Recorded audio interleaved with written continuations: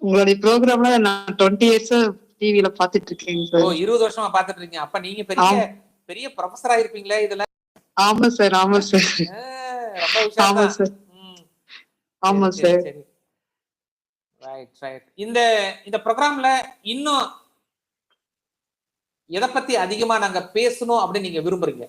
Sir நான் வந்து வாஸ்துவ பத்தி நிறைய பேசணும்னு நான் நினைக்கிறேங்க சார். அப்படியோ?